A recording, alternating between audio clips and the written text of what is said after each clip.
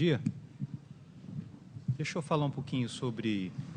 Sou professor aqui no Departamento de Engenharia de Produção e há uns 5, 6 anos atrás eu comecei a estudar um pouco... Quer dizer, na verdade, nós tivemos um projeto, né? E ficou definido para mim que eu deveria estudar eventos e cultura na cidade de São Paulo. E foi quando eu comecei a me aproximar um pouco do tema aqui que eu vou falar um pouco hoje, né? Eu acho que, em primeiro lugar, talvez seja interessante definir o que é economia criativa, o que são indústrias criativas, né? É um termo relativamente recente, né? E que não necessariamente é muito claro, né? Indústrias criativas ou economia criativa, você pode pensar assim, existe um núcleo de atividades que são aquelas relacionadas com o que tradicionalmente a gente chama de economia da cultura, né? Então, são todas as expressões aí de arte e cultura relacionadas a museus, a orquestra, teatro, balé e assim por diante, né? Existe uma outra camada que é quando isso tem uma conotação um pouco mais comercial. Então, nós estamos falando de música popular, cinema, audiovisual,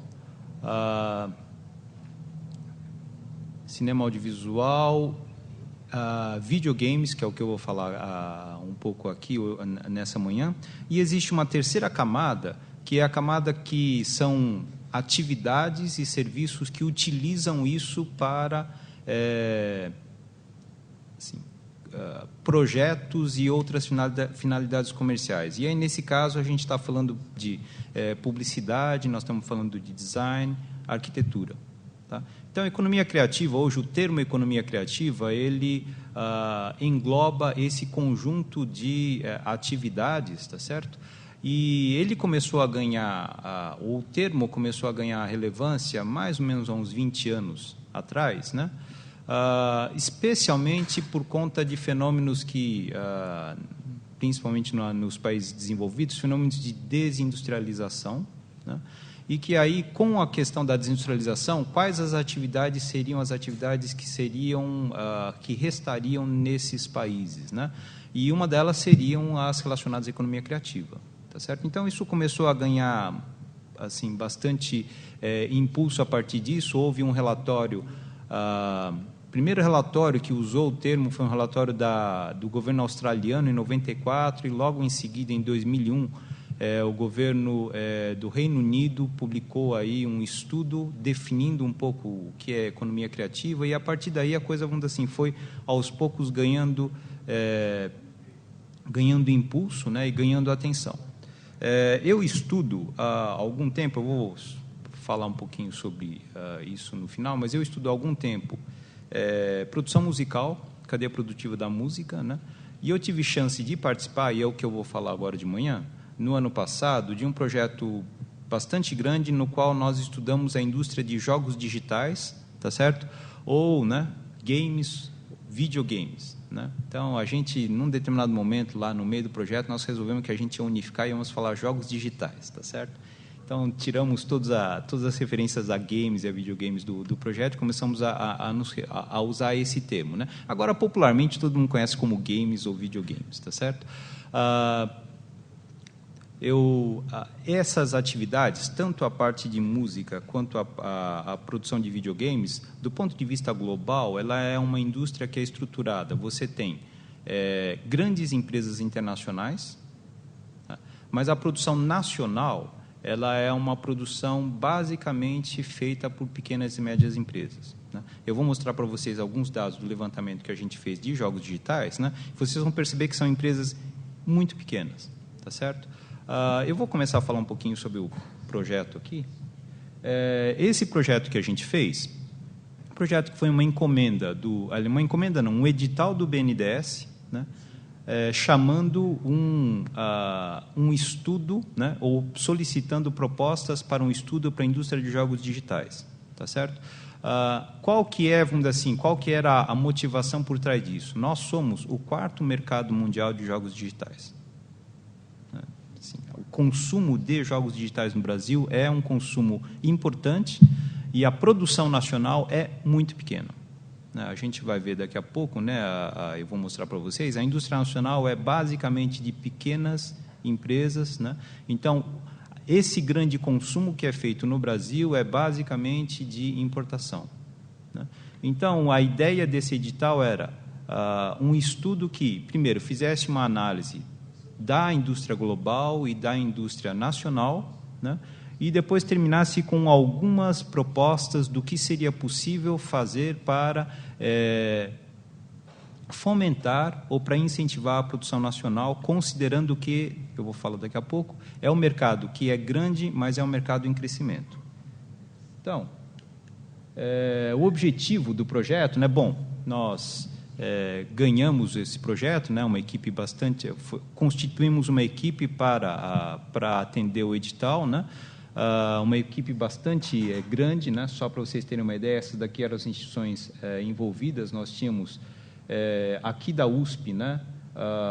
Nós da Poli, um professor da Escola de Comunicações e Artes, nós tínhamos parte da equipe da PUC de São Paulo, da UFRJ, tivemos 2 pesquisadores, um da Federal de Pernambuco, outro da Federal da Bahia, e consultores externos, um de Brighton e outro de Colômbia. Então, nós conseguimos montar, né, uma equipe bastante grande para esse projeto.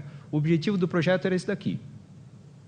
Entender, primeiro, a indústria global de jogos digitais, entender um pouco a dinâmica, o que está acontecendo na indústria brasileira, tá certo? Quais seriam as oportunidades para a indústria nacional, né? E propor algumas políticas públicas. O que eu vou falar para vocês hoje, que eu acho que é talvez mais interessante, vou falar um pouco sobre, primeiro, a indústria global de jogos digitais, um pouco da dinâmica dessa indústria, né? As oportunidades que estão aparecendo agora e um retrato da indústria brasileira, né? E eu acho que o retrato da indústria brasileira de jogos digitais, ela reflete bastante a dinâmica da indústria nacional relacionada a essas atividades que eu falei, né? Nós temos poucas médias empresas, né? E muitas pequenas e médias empresas, e muitas delas são aquelas empresas, né, tipicamente, né, nesse cenário da pequena e média empresa, do empreendedor que tem uma ideia e tem um sonho, vai atrás disso e, né, assim, vamos dizer, contra tudo e contra todos, né? Então, a primeira questão, né? Não sei se você já, né, parou para pensar nisso, mas existe uma primeira questão. Deixa eu só falar que eu estou ficando meio aflito de ficar meio com o microfone longe aqui.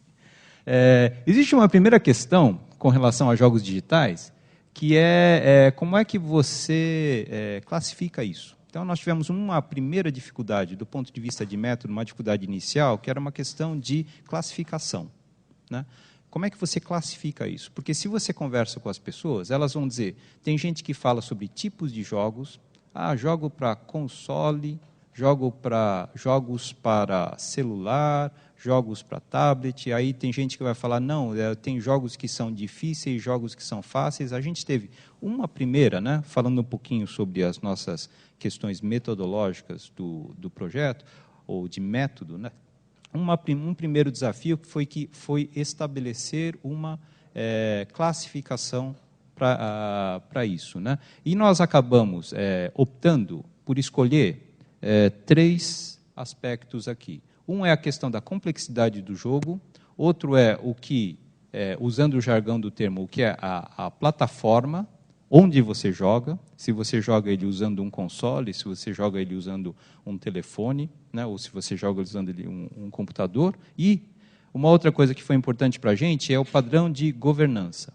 Quem é que existe uma governança, existem grandes empresas que dominam, quais são essas empresas, né?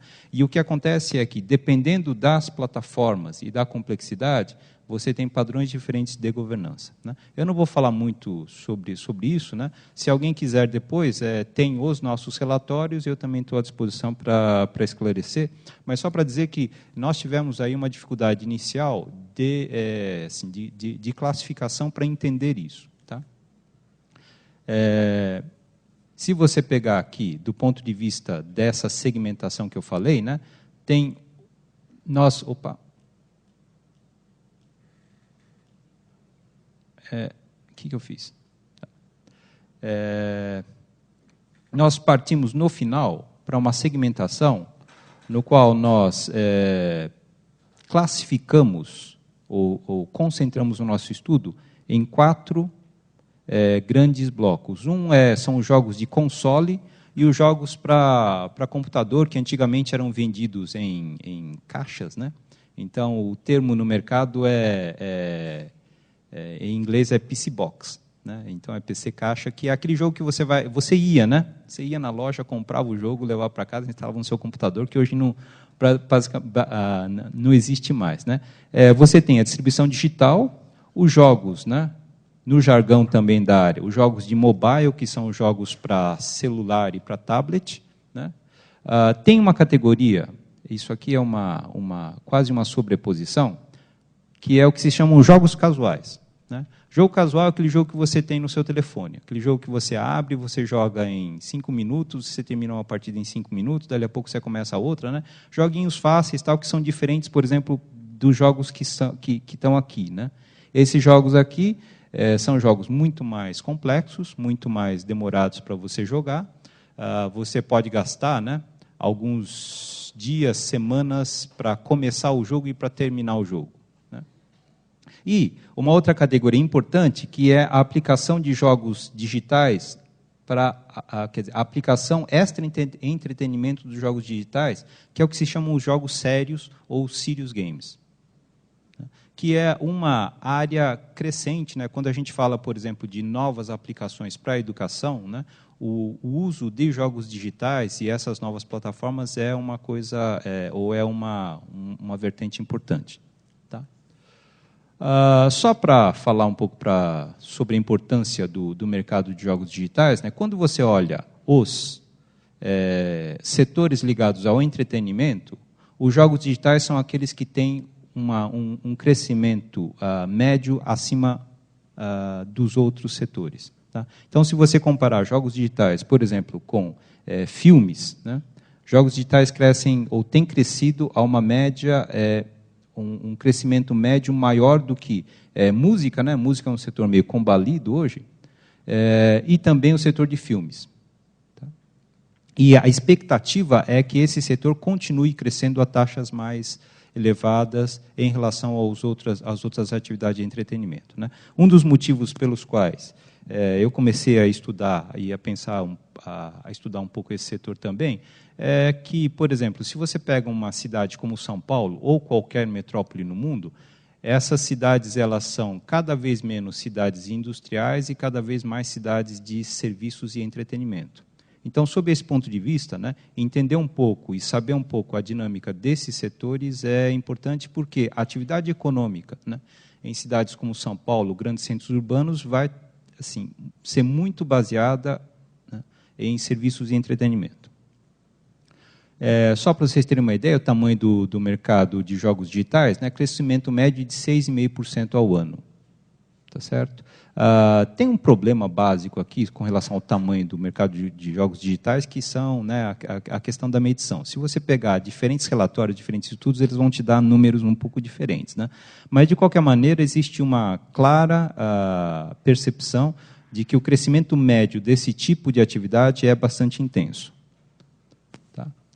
Só para vocês entenderem um pouquinho da indústria, essa indústria começou, né?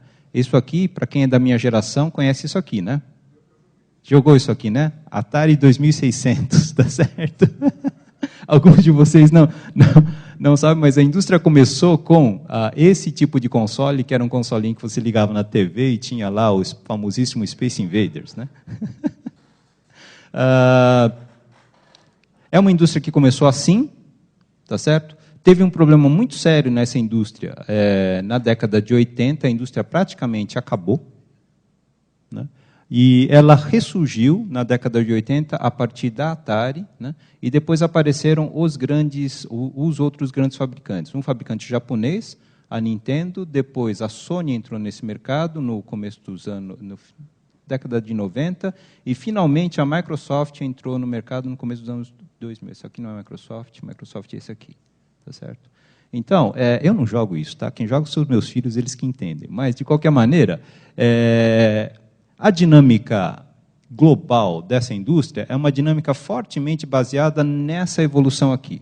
E essa evolução é uma evolução baseada em tecnologia, tá certo? Quer dizer, cada um desses consoles aqui representa uma geração, são 7 gerações. Aqui dentro tem um processador, e da mesmo jeito que a gente passou do PC para o XP, para o 386, para o 486 e assim por diante, essa evolução dos processadores de 8 bits para 16 bits, 32 bits, 64 bits e assim por diante, reflete essa evolução aqui.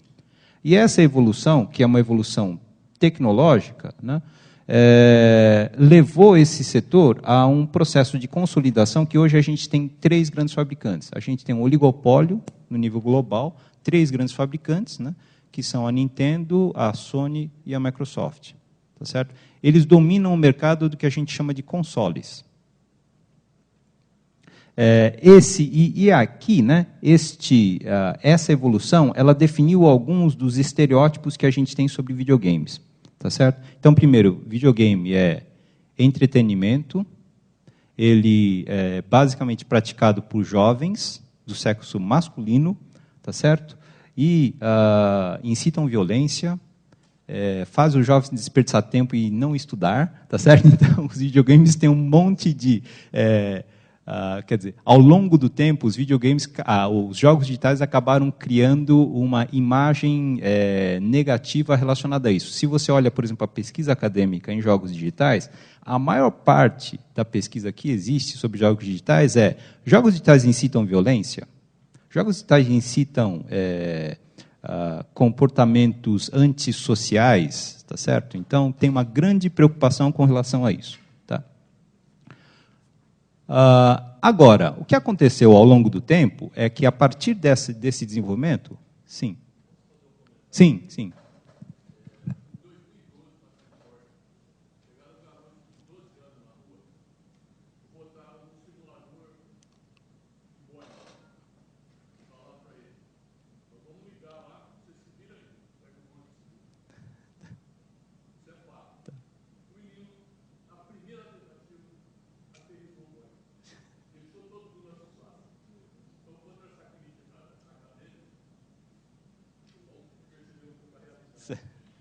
Não, desculpa, eu também concordo, a gente estudou isso e realmente não existe essa ligação. Assim, agora, de maneira geral, a imagem que existe, muito do que existe ainda da imagem dos jogos digitais é essa, né? Então, que existe um desperdício de tempo dos jovens quando eles se aplicam a isso, e isso incita a comportamentos não adequados.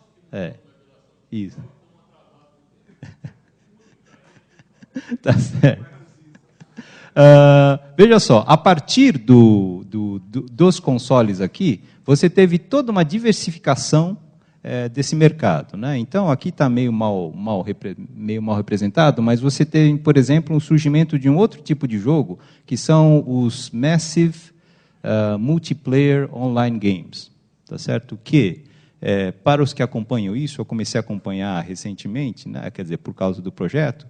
2 semanas atrás teve a final do League of Legends, tá certo? Que teve uma audiência de milhões de pessoas ao redor do mundo. Foi jogado nos Estados Unidos a final disso aí, né? Que é um jogo em equipe e que é assistido por milhões de pessoas na internet, né? Eu tenho um filho que está no Ciências Sem Fronteiras na Inglaterra, eu tenho meu outro filho aqui, os dois assistiram à final juntos, depois estavam comentando, né? Então, esse tipo que surgiu a partir dos jogos de console, os jogos de PC e esses jogos aqui. Depois, a gente tem os jogos casuais, né? Uma derivação do jogo casual é quando esse jogo ele é jogado nas plataformas sociais, certo? Então, o famoso jogo da Fazendinha no Facebook, né? E o jogo está aqui, né? O jogo social. Tem uma sobreposição aqui entre o que são jogos casuais, os jogos sociais e os jogos nas plataformas móveis, né? E uma outra que eu falei, uma outra classificação importante, que são os jogos de aplicação séria, né? Jogos de aplicação séria, você tem diversas aplicações hoje, por exemplo, empresas que encomendam jogos. Tem um jogo muito famoso, você pode encontrar isso no YouTube, que é um jogo de treinamento de vendedores que a Renault fez. Então, assim, É um joguinho digital, vem um cliente, senta na sua frente, o cliente tem demandas, e aí a pessoa responde às demandas do cliente, e ela tem um conjunto de comportamentos que ela pode assumir, e aí, de acordo com isso, o cliente do outro lado responde de uma maneira ou de outra. Tá certo? Então, você tem uma categoria de jogos sérios que são para treinamento corporativo, você tem uma outra que está muito afeita à atividade aqui da escola, que é utilizar esse tipo de jogo para ensino. Começou, né, essa parte aqui começou na década de 70 com os famosos jogos de empresa, né?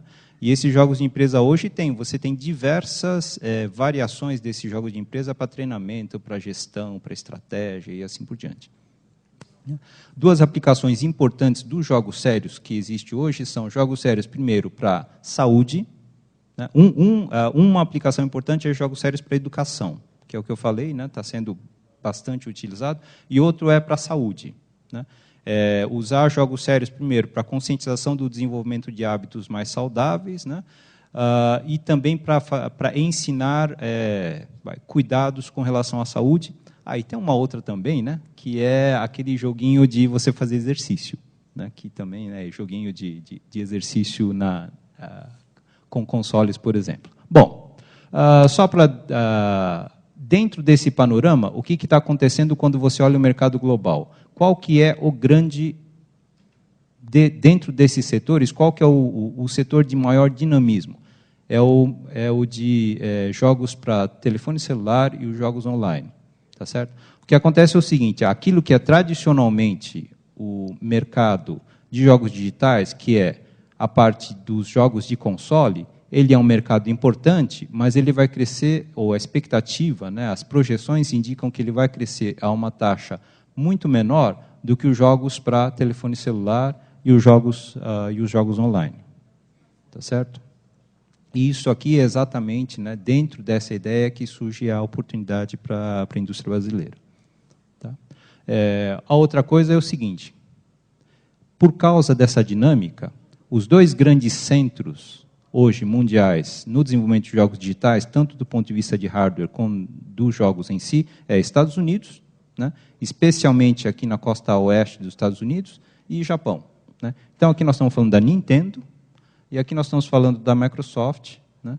A Nintendo e Sony aqui, e Microsoft. Agora, a partir disso, né, como é uma indústria de 30, 35 anos, você tem alguns centros que se desenvolveram numa segunda onda. Né? Inglaterra, né? Austrália e, talvez, para nós, o que seja mais interessante é o desenvolvimento dos jogos digitais no Canadá. Né? O Canadá... o governo fez uma política tem feito uma política forte de amparo ao desenvolvimento de empresas de jogos digitais. Né? E aí a gente tem os novos entrantes, desenvolvimento no leste europeu, na Índia e na Coreia. E se você perceber, o Brasil não está no mapa. Não tem nenhuma bolinha no Brasil, por quê? A produção brasileira ela é incipiente e ela não aparece no mapa mundial. Tá? Uma outra maneira de você entender isso que eu falei aqui é que houve você pode classificar essa entrada dos países em ondas. Então, você tem os primeiros, né? Aqueles que entraram e hoje têm uma posição importante, e aqueles que são os novos entrantes nesse mercado. Eu não vou falar muito sobre isso, mas o importante é o seguinte, em qualquer um desses levantamentos que você pega, nunca tem Brasil, porque nós estamos fora desse mapa de desenvolvimento, apesar de ser o quarto mercado do ponto de vista de consumo. Bom, o que está acontecendo hoje nesse mercado? Né? Existe uma percepção de que haverá uma grande divisão nesse mercado do ponto de vista de receitas. E essa divisão vai acontecer da seguinte maneira. Você vai ter, de um lado, os mercados dos grandes jogos de console. Esses jogos aqui, nós estamos falando de jogos que têm orçamentos para desenvolver da ordem de milhões de dólares. Né? Esse joguinho que todos os jovens jogam aí do FIFA, tá certo? Ele tem um orçamento de milhões de dólares de desenvolvimento. E tem uma unidade do desenvolvedor em Vancouver que só faz o desenvolvimento do FIFA. Então, você tem esse mercado aqui, é um mercado estabilizado, um mercado que existe, tá certo? Grande, né? E, do outro lado, você tem um outro mercado emergente e crescente, que são os mercados dos jogos casuais, os mercados dos jogos para telefonia, os mercados dos jogos para dos jogos simples, e aí nós estamos falando de jogos de orçamento na faixa dos 50 mil a 100 mil dólares. Tá? Então, tem uma diferença grande do ponto de vista de investimento de desenvolvimento. E aqui a aposta é o seguinte, né? Este aqui é o lado interessante, principalmente do ponto de vista da pequena e média empresa. Aqui existem as oportunidades de desenvolvimento. Este daqui, você está falando de, primeiro, equipes grandes, orçamentos de milhões de dólares, tá certo? Então, aqui existem já as grandes empresas que têm os seus mercados. Entrar nesse mercado aqui é muito difícil. Então, se você pensar, por exemplo, na indústria nacional ou em qualquer empresa que queira entrar nesse mercado, esse daqui é o mercado mais promissor. Tá? E essa ideia de que o mercado dos jogos para mobile é o mercado promissor está em qualquer levantamento que você encontrar. Tá certo? Bom, o que está acontecendo no Brasil do ponto de vista da indústria nacional?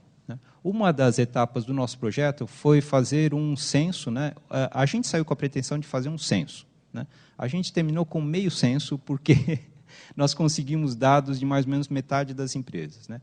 Estima-se que hoje a gente tenha 250 a 300 empresas no Brasil que trabalhem no desenvolvimento de jogos digitais. Nós conseguimos resultados ou informações de 133 dessas empresas. Tá certo? De qualquer maneira, este censo aqui, que está publicado nesse volume, é o levantamento mais abrangente que existe hoje da indústria de jogos digitais. Né? Apesar de ele pegar mais ou menos 50% da população de empresas estimada, ele é o mais abrangente que tem.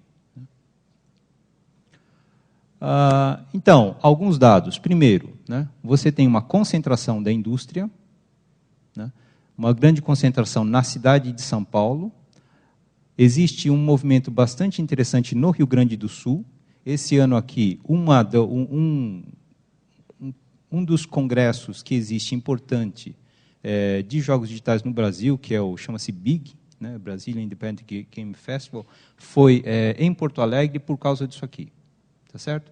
E aí, talvez um caso interessante para destacar é isso aqui, ó, Pernambuco. Pernambuco tem uma participação, né, importante por causa de toda uma iniciativa que tem da Universidade Federal do Pernambuco e do Estado, do governo do Estado. Eles têm lá o que se chama o Porto Digital, né, que é uma iniciativa do governo com participação da universidade de fomento às atividades de desenvolvimento de tudo aquilo que é relacionado à tecnologia digital. Né? E aí, mais recentemente, eles criaram o que se chama o Porto Mídia, né? E que aí é especificamente voltado para desenvolvimento de audiovisual. Né? E o jogo digital ele é considerado o que se chama o audiovisual interativo. Tá? Se você olha as empresas são todas de pequeno porte. Tá certo? Na amostra que a gente conseguiu, 5 empresas poderiam ser consideradas de médio porte. Tá certo? Quando a gente apresentou esse censo para o BNDES, a pergunta deles é o seguinte: quem que pode bater na nossa porta e pedir dinheiro diretamente? Só essas 5 aqui. Tá certo? Todas essas daqui não têm escala, não têm tamanho, não têm porte para, por exemplo, fazer um financiamento direto com o BNDES. 80% dessas empresas aqui que a gente pesquisou têm como atividade principal desenvolvimento de jogos e são indústrias jovens. A maioria está entre 1 a 5 anos de vida. Tá? Então, é um panorama típico de pequena e média empresa. Tá certo? Uma coisa interessante que apareceu é o seguinte: são empresas pequenas, mas 78% têm algum tipo de atividade internacional. Né? Seja clientes em outros países, contratação de serviços, participação em eventos, participação em missões comerciais e etc. Então, é interessante. Né? Essas empresas são pequenas, são jovens, mas têm a percepção de que esse é um mercado global. Por causa daquilo que eu já falei, né, as empresas nacionais basicamente desenvolvem para as plataformas móveis. Isso é por conta de duas coisas. Primeiro, desenvolver um jogo para os grandes mercados de console é um investimento muito grande. Em segundo lugar, existe uma barreira de entrada, porque você precisa de todo um processo de não é acreditação, mas todo um processo de permissão para tornar-se um desenvolvedor numa dessas cadeias. E que isso está basicamente fora do alcance da indústria nacional. Então, para o que as empresas nacionais desenvolvem? Para telefone, para plataforma Android e iOS, basicamente. Tá certo? Um pouco, né? Tem uma aqui que são os jogos para PC. Uma coisa interessante, e que também é bem característica de pequena e média empresa, e está presente nessas daqui, as empresas têm capacidade técnica, né, não necessariamente capacidade, vamos dizer assim, comercial gerencial. Então, eles dão muita importância para a questão técnica, relativamente pouca importância para vender. Então, é super comum você conversar com pequenas empresas, o cara tem um jogo sensacional, né, um jogo bacana, e aí você pergunta para ele, como é que você vai ganhar dinheiro? A gente não pensou nisso. É uma coisa assim, pode parecer muito interessante, engraçado, meio contrassenso, mas eles têm a ideia do jogo, eles desenvolvem um jogo, mas eles não têm muito claro como eles vão fazer para ter receita. E se vocês perceberem, essa é uma parte, do ponto de vista do jogo digital, que está mudando muito, né? Antigamente, você comprava o jogo. Cada vez mais, os modelos de negócio dos jogos digitais são modelos nos quais você não compra o jogo, você ganha o jogo e as receitas vêm de outras coisas. Você tem que comprar uma espadinha, você tem que comprar um chapéuzinho, aí você paga pela espada ou pelo chapéu, ou você quer jogar uma fase a mais. Então, tem estratégias de monetização diferentes. E isso tem que ser pensado quando você desenha o produto, né? E aí, né, isso é uma coisa que, assim, do ponto de vista da empresa nacional, é um problema hoje. Tá certo? Outra coisa interessante, que também é característica de pequena e média empresa brasileira, né, é de onde vem o dinheiro. O dinheiro vem do empreendedor. A maior parte dos recursos que custeiam essas empresas e que dão fôlego para as empresas é do empreendedor. Significa o seguinte, se ele tem dinheiro, ele lança um jogo, tá certo? E ele vai insistir enquanto ele tiver fôlego financeiro. Tá certo? Quando acaba esse fôlego, aí tem uma decisão de o que a gente faz. Mas 65% das empresas utilizam recursos próprios. A gente tem alguma coisa hoje no Brasil, né? Ou está crescendo um pouco essa ideia das incubadoras e aceleradoras. Mas isso ainda é relativamente pequeno em relação ao total. Quando você olha as empresas na economia criativa, eu estou fazendo um levantamento bem similar na parte de música, é exatamente a mesma coisa, né? Qual que é a fonte de financiamento? É eu mesmo. Sou eu mesmo. Quer dizer, o dinheiro vem do próprio empreendedor. Uma outra característica, uma coisa importante nesse mercado é a propriedade intelectual. Tá certo? Então, você tem lá aquele joguinho do Angry Birds, né? E aí, se você olhar, né, lançaram o joguinho depois, aí você vai na loja, você compra o passarinho vermelho, o passarinho verde, o porquinho, né, todas essas coisas, e tudo isso são receitas para o desenvolvedor que não são diretamente relacionadas ao jogo, né? Então, você tem você tem uma questão importante nesse tipo de indústria, que é a propriedade intelectual, e aí, o que é interessante é o seguinte, todo mundo sabe que tem que desenvolver propriedade intelectual, mas pouca gente faz a devida proteção. Pouca gente conhece a questão contratual, conhece a questão de como é que eu faço para proteger essa propriedade. Tá certo? Bom, isso aqui só para dar um panorama para vocês da indústria brasileira, tá certo? O resultado final do nosso projeto foi, em primeiro lugar, um mapeamento da indústria global e brasileira, tá certo? A partir desse mapeamento, que eu tentei resumir bem rapidamente aqui, nós terminamos com um conjunto de proposições de políticas públicas e um subproduto foi esse censo que eu mostrei, tá certo? Só para mostrar, eu não vou falar, mas só para ter uma ideia, a gente terminou com um conjunto de 38 proposições de políticas públicas para incentivar o setor, né, que é mais ou menos isso aqui, relacionado a como aumentar a competitividade e inovação da indústria, necessidades com relação à capacitação de recursos humanos, ações relacionadas a crédito e financiamento dessas empresas, a uma melhoria do ambiente de negócios e um aspecto importante dentro disso, que é a demanda do governo como incentivador da indústria. Então, quando você pensa em jogos, principalmente para a área de educação e saúde, né, o governo é um grande comprador. E o governo, sendo comprador, estando sensível a isso, ele pode abrir oportunidades para a indústria nacional.